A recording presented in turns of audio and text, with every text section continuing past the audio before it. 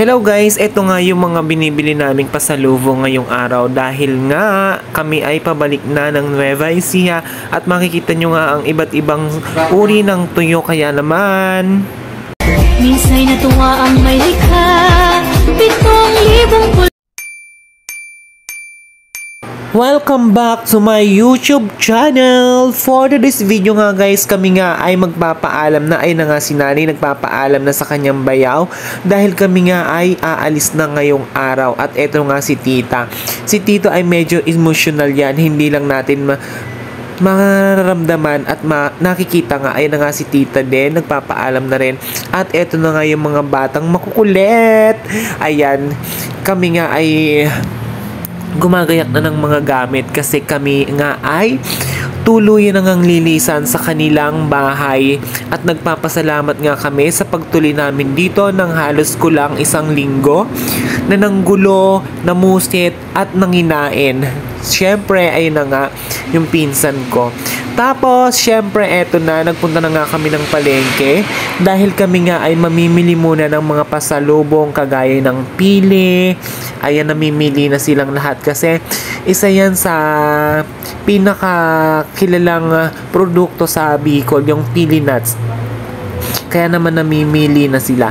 Tapos, ayun, kailangan naming bumili pa ng mga tuyo at kailangan nga naming maglakad-lakad dahil nga, isa pa sa mga request yan ng mga kapatid ko, ang mga tuyo. At eto nga ang iba't ibang uri ng tuyo na gusto nilang matikman kapag umuwi kami dito.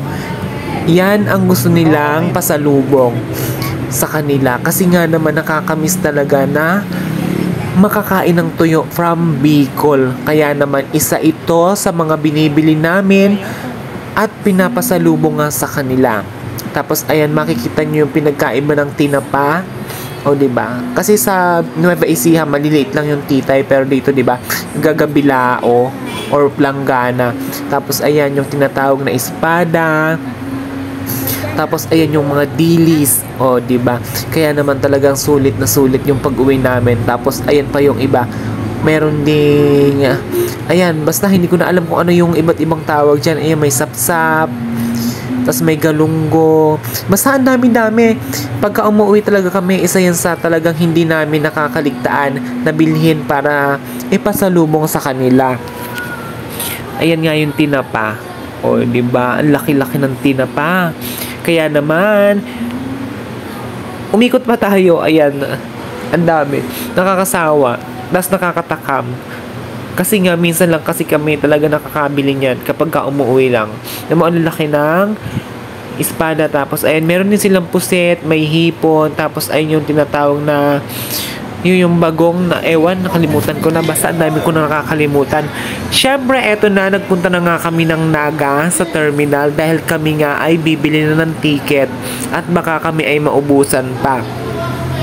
Dahil hindi na nga namin pwedeng ipagpaliban yung aming pag-uwi kasi natatambakan na nga kami ng mga trabaho sa aming uuwian. Tapos ay na nga yung pinsan ko, nag-inquire na sila ng ticket kung meron na nga available para sabay-sabay na kaming makauwi. I mean, sabay-sabay kami sa bus kasi ayaw nga namin maghiwa-hiwalay. Kasi syempre, nakakalungkot. Tapos ayun yung Raymond Transportation. Ayun nga yung bus na sasakyan namin. And finally, ayan, kasi bababa sila ng PTEX, tapos kami magkukubaw. Buti na lang may available dito, kaya naman bumili na kami agad-agad ng ticket. Tapos ginamitan ko nga ng senior citizen ID tsaka school ID para maka-discount kahit papano. And finally, ay na nga, kami nga ay bumalik na sa van at kinuha na nga namin yung aming mga gamit dahil palapit na nga ang aming pag-uwi. O, diba? Ang dami naming bit-bit. Isa to sa pinakamahirap, yung umuwi ka ng probinsya tapos yung pagbalik mo, ang dami mo talagang pasalubong na dala. Kaya naman, napakahirap bumiyahe lalo na kung kokonti lang kayo. Kaya naman, marami kami. Kaya nabit-bit talaga namin lahat. And finally, eto na nga. At 5 PM ng hapon, bumiyahe na nga yung aming bus. Kaya naman guys, let's go na. Samahan nyo na nga kami sa biyaheng ito. nakakamiss yung lugar na to kasi grabe, halos 1 week ka lang talagang mag-i-stay sa probinsya at kulang na kulang yung pagbabakasyon mo. At makalipas nga ang ilang oras, ayan, nagising na nga ako at sila tita nga ay bababa na sa PTEX. Tapos ginising ko na nga sila kasi nga hindi nila alam na bababa na sila. Buti na lang nagising talaga ako. Sige. Ay na nga, nagbabay na nga kami kasi nga bababa na sila at sila nga yung mauunang bumaba. And ay na nga, bye mga tita. Nauna na nga silang bumaba. At kami nga ay didiretso na ng terminal ng Cubao dahil doon naman kami pupunta. At doon nga din kami sasakay. Nandito na nga kami sa terminal ng Baliwag at kailangan na rin naming sumakay dahil nga nakakapagod na rin yung maghapon namin, yung buong magdamag naming biyahe.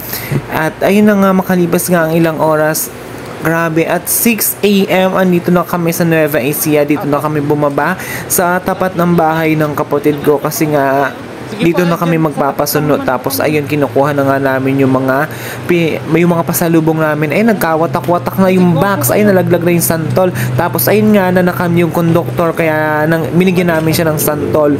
O, diba?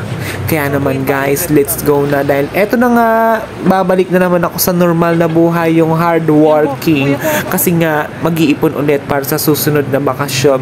So ayun nga guys, thank you for watching and don't forget to comment down below and subscribe to my YouTube channel. Thank you guys. Thank you so much. Ay na nga, kailangan na namin tumawid dahil nga kailangan na naming matapos yung aming mga gagawin for today. Dahil nga yung mga client ko ay naghihintay na sa akin sa salon. Kaya naman, tara na. Eto na nga guys. Welcome back to Nueva Ecija. So ayun nga guys. Thank you for watching. Sana'y nag-enjoy kayo. And sorry kasi sobrang tagal ko nang na-upload yung last part na to. Kasi nga sobrang busy na. At eto na, nagkita nga yung dalawa ng magkapatid na napakakukulit. And eto na. Eto na nga. O diba? After nga yan, ayan, balik trabaho na talaga ako kasi ang dami ng client na naghihintay sa akin na nagka-ipon-ipon na sila. And ayun sa mga client ko na matyagang nag-antay sa pagbabalik ko, thank you so much kasi hindi kayo nawala habang ako'y nawala din. Habang ako'y nagbabakasyon ay nag-antay talaga kayo at ilang beses kayong bumalik sa salon para lang sa pagbabalik ko. Ayun na nga guys, eto na.